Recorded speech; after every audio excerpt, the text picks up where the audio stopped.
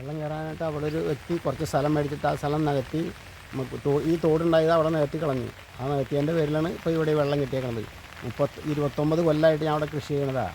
ഇപ്പോൾ ഈ കൃഷി ചെയ്യാനായിട്ട് 10 ലക്ഷം രൂപ 15 ലക്ഷം രൂപ ഞാൻ എടുത്തിട്ടുണ്ട് ഇവിടെ ജില്ലാ സഹകരണ ബാങ്കിൽ നിന്ന്.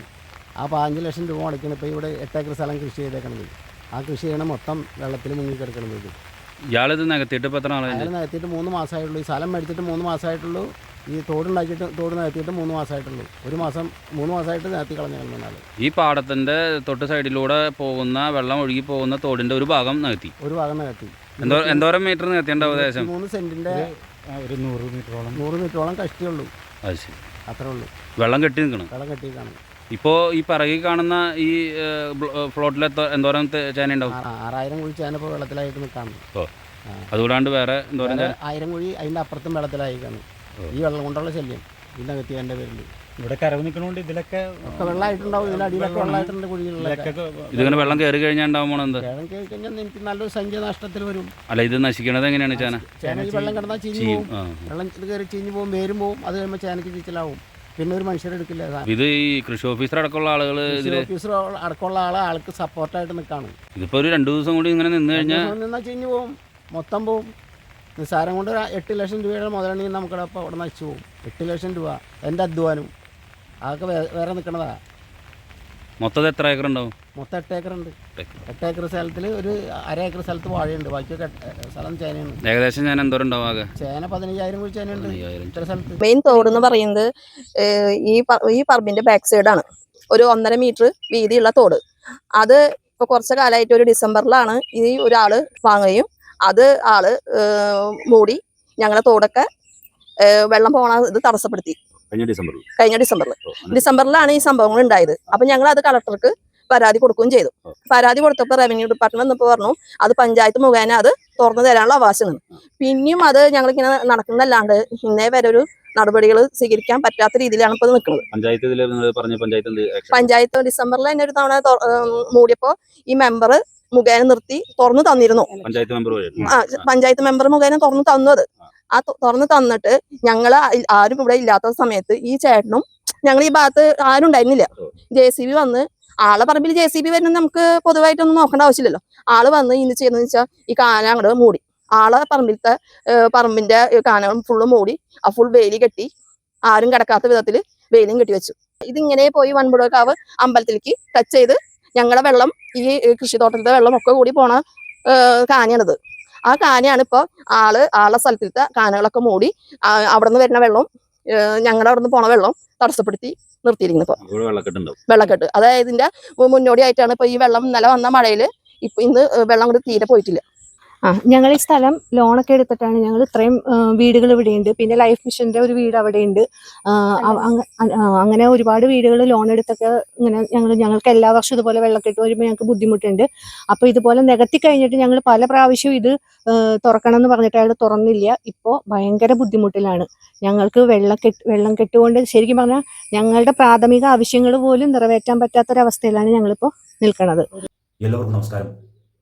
കൃഷിക്കാരെ അവരുടെ അന്നം മുട്ടിക്കുക, അതല്ലെങ്കിൽ കൃഷി ചെയ്ത് അതിൻ്റെ വിളവെടുപ്പ് നടത്തിയതിന് ശേഷം ആ വിളവെടുപ്പ് നശിപ്പിക്കാൻ ശ്രമിക്കുക, നശിപ്പിക്കാൻ നോക്കുക. ഇത്തരത്തിലുള്ള ഇടപെടലുകൾ നടത്തുന്ന ആളുകൾ അവർ ശരിക്കും പറഞ്ഞാൽ അവർക്കെതിരെ കൊലക്കുറ്റത്തിന് കേസെടുക്കണമെന്നാണ് ഞാൻ പറയുക. അങ്ങനെ ഒരു സംഭവം നടക്കുകയാണ്. ഈ വിഷയത്തിൽ ഭരണാധികാരികൾ അടിയന്തരമായിട്ട് ഇടപെടണം. അല്ലെങ്കിൽ ആ കർഷകനോട് ചെയ്യുന്ന, അവിടെ താമസിക്കുന്ന വീട്ടുകാരോട് ചെയ്യുന്ന ഏറ്റവും വലിയ ദ്രോഹമായിട്ട് മാറും. ഏറ്റവും വലിയ മനുഷ്യത്വപരമായിട്ടുള്ള ഇടപെടലില്ലായ്മയായിട്ട് മാറും. ഈ സംഭവം നടക്കുന്നത് കൊടുങ്ങല്ലൂർ നിയോജകമണ്ഡലത്തിലെ അന്നമണ്ട ഗ്രാമപഞ്ചായത്തിലെ 6ാം വാർഡ് RMK പ്രോപ്പർട്ടീസ് എന്ന് പറയുന്ന ഒരു സ്ഥലമാണ് നിങ്ങൾ കാണുന്നത്. അവിടെ താമസിക്കുന്ന കുടുംബിനികളും വീട്ടമ്മമാരെയാണ് നിങ്ങൾ ഈ കാണുന്നത്. എന്താണ് സംഭവം? നമുക്കറിയാം, ഓരോ പ്രദേശത്തെയും സ്വാഭാവികമായിട്ടുള്ള വെള്ളമൊഴുക്ക്, അതായത് വെള്ളക്കെട്ടില്ലാതെ നിലനിർത്തുന്ന സംവിധാനങ്ങളാണ് തോടുകൾ. ഈ തോടുകൾ അടച്ചുപൂട്ടി അത് കയ്യേറി അത് നമ്മുടെ സ്ഥലത്തിനോടൊപ്പം ചേർത്ത് കഴിഞ്ഞാലുണ്ടാവുന്ന സംഭവം ആ പ്രദേശത്ത് മുഴുവനും പരിസ്ഥിതി സന്തുലനാവസ്ഥ നഷ്ടപ്പെടും, വെള്ളക്കെട്ടുകൾ ഉണ്ടാവും. അങ്ങനെ ഒരു സംഭവമാണ് ഇവിടെ നടക്കുന്നത്.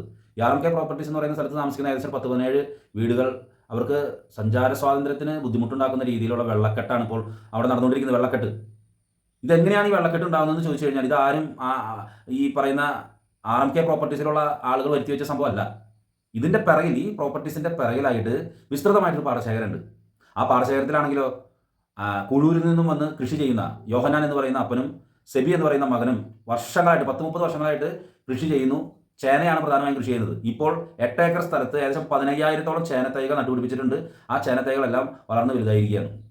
ഇതിൻ്റെ ഒരു ഓരം പിടിച്ച് വൻപുഴക്കാവ് അമ്പലത്തോട് എന്ന് പറയുന്നത് തോട് പോകുന്നുണ്ട്. എന്താണ് ഈ തോടിൻ്റെ പ്രത്യേകത?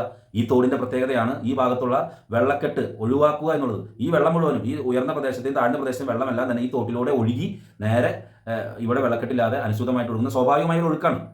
അതിങ്ങനെ കാലങ്ങളായിട്ട് ഈ തോട് അവിടെ നിലനിൽക്കുന്നതാണ്. അതുകൊണ്ട് ഇവിടെ വലിയ വെള്ളക്കെട്ടുമില്ല. പക്ഷേ ഇപ്പോൾ എന്താണ് സംഭവം? ഈ പാടത്ത് ഒരു മനുഷ്യൻ ഒരു പ്രോപ്പർട്ടി വാങ്ങിച്ചു, ഒരു 29-30 സെൻറ്റ് സ്ഥലം. അയാൾക്ക് ആ സ്ഥലം കിട്ടുമ്പോൾ ആ കൊടുത്താളം തിരിഞ്ഞു വെച്ചിട്ടുണ്ടെങ്കിൽ ആ സ്ഥലത്തിനോട് ചേർന്ന് ഈ തോടിൻ്റെ ഒരു ഭാഗം മണ്ണിട്ടാണ് നൽകി.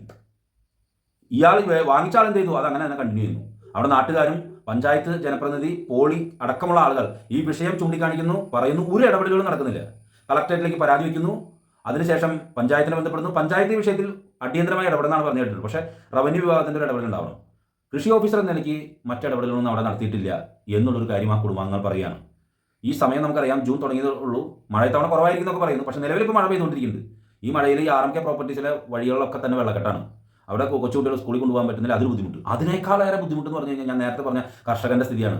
8 ഏക്കർ സ്ഥലത്ത് 15,000-ഓളം ചേനത്തൈകൾ നട്ടുപിടിപ്പിച്ച് അത് ഏകദേശം വിളവെടുപ്പിലേക്ക് നീങ്ങിക്കൊണ്ടിരിക്കുന്ന സാഹചര്യമാണ്. ഇപ്പോൾ ഏകദേശം 6,000-ഓളം ചേനത്തൈകൾ നിൽക്കുന്ന ഇടത്തേക്ക് വെള്ളം കയറി കഴിഞ്ഞാൽ അത് 2 ദിവസം നിന്ന് കഴിഞ്ഞാൽ ചേന മുഴുവൻ ചീഞ്ഞു പോകുന്ന തരത്തിലേക്ക് എത്തിച്ചേരും. എന്തൊരു വലിയ ദ്രോഹമായിരിക്കും അയാളോട് ചെയ്യുക, ആ കർഷകനോട് ചെയ്യുക. നിങ്ങൾ ഈ കാണുന്ന പോലെ ഇത്രയും വിസ്തൃതമായ പ്രദേശത്ത് ഈ കാലഘട്ടത്തിൽ കൃഷി ചെയ്യുക എന്ന് തന്നെ പറയുന്നത് തന്നെ ഒരു മഹാത്ഭുതമാണ്. കൃഷി ചെയ്തുകൊണ്ട് ഇങ്ങനെയുള്ള കർഷകരുള്ളതുകൊണ്ടാണ് ഈ പാടം മുഴുവനും ഇതുപോലെ ഇങ്ങനെ വളരെ നല്ല രീതിയിൽ ഹരിതാപമായി കിടക്കുന്നത്.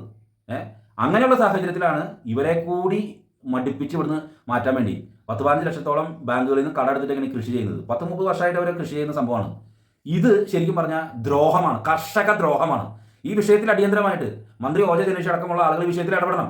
ഈ കളക്ടർ സംവിധാനങ്ങൾ ഇവർ സംഗതി അറിയിച്ചിട്ടുണ്ട്. പക്ഷേ ഇതിങ്ങനെ പോയിക്കൊണ്ടിരിക്കുകയാണ്. ഒരു നല്ല മഴ ഇന്നും നാളെയായിട്ട് പെയ്ത് കഴിഞ്ഞാൽ തീർച്ചയായിട്ടും അത് വെള്ളക്കെട്ടായിരിക്കും. ആ വെള്ളക്കെട്ടിൽ ഈ ചാനകൾ ബഹുഭൂരിപക്ഷം നശിച്ചു പോകുമെന്നുള്ള സ്ഥിതിവിശേഷമാണ്. എന്ത് ദ്രോഹമാണ് ഈ മനുഷ്യൻ കാണിക്കുന്നത്? ഈ പ്രോപ്പർട്ടീസിൻ്റെ ഉടമ എന്ത് കൊലദ്രോഹം! ഇയാൾക്കെതിരെ കേസെടുക്കണമെന്ന് ഞാൻ പറയുന്നത്. അവിടുത്തെ പഞ്ചായത്ത് മെമ്പർ പോളി അടക്കമുള്ള ആളുകൾ ശക്തമായിട്ട് വിഷയത്തിൽ ഇടപെട്ടുകൊണ്ടിരിക്കുകയാണ്. ഉടനെ തന്നെ വിഷയത്തിൽ ഒരു തീരുമാനം ഉണ്ടാക്കണം. നിങ്ങൾക്ക് അറിയുന്നറിയില്ല, പാടത്ത് അതിര് തിരിക്കുവാനോ, അതിന് മീൻസ് കോൺക്രീറ്റ് ചെയ്ത് മതിൽ പോലെ കെട്ടാനോ കമ്പിവേലിടാനോ ഒന്നും പാടില്ല. ഇതിൻ്റെയൊക്കെ നഗ്നമായ ലംഘനങ്ങൾ ഈ സ്ഥലത്ത് നടന്നിട്ടുണ്ട്.